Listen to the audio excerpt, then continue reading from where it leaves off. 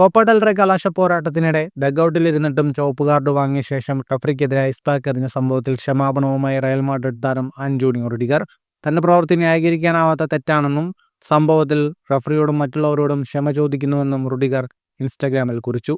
ചിരവൈരികളായ ബാഴ്സലോണയും റയലും തമ്മിലുള്ള ഫൈനൽ മത്സരത്തിന്റെ അവസാന മിനിറ്റുകളിലാണ് അനിഷ്ട സംഭവങ്ങൾ അരങ്ങേറിയത്. നിശ്ചിത സമയത്ത് 2-2 സമനിലയായ മത്സരത്തിൽ 116-ാം മിനിറ്റിൽ യൂസ് കൂണ്ടെ നേടിയ ഗോളിലൂടെയാണ് ബാഴ്സലോണ കിരീടമുറപ്പിച്ചത്. ഇതിനുശേഷമാണ് കളത്തിലും പുറത്തും മര്യാദ കൈവിട്ടതിന് 3 ചുവപ്പ് കാർഡ് റയൽ താരങ്ങൾ വാങ്ങുന്നത്. മത്സരത്തിൽ നിന്ന് സബ്സ്റ്റിറ്റ്യൂട്ട് ചെയ്യപ്പെട്ട് ഡഗ്ഔട്ടിലിരുന്ന ആന്റോണിയോ റുഡിഗർക്കൊപ്പം ലൂക്കാസ് വാസ്കസ്, കളത്തിലുണ്ടായിരുന്ന ജൂഡ് ബെല്ലിംഗ്ഹാം എന്നിവർക്കാണ് റഫറി ചുവപ്പ് കാർഡ് കാണിക്കുന്നത്.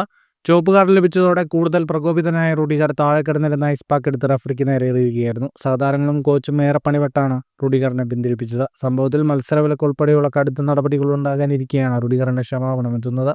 എങ്കിലും സ്പാനിഷ് ഫുട്ബോൾ അസോസിയേഷൻ നടപടിയെടുത്തേക്കുമെന്നാണ് ലഭിക്കുന്ന വിവരം. സ്പാനിഷ് ഫുട്ബോൾ ഫെഡറേഷന്റെ പെരുമാറ്റച്ചട്ടമനുസരിച്ച് ദീർഘനാളത്തെ വിലക്ക് റുഡിഗറിന് ലഭിച്ചേക്കും. ഫുട്ബോൾ ലോകത്തെ കൂടുതൽ വാർത്തകൾക്കും വിശേഷങ്ങൾക്കുമായി ചാനൽ സബ്സ്ക്രൈബ് ചെയ്യുക.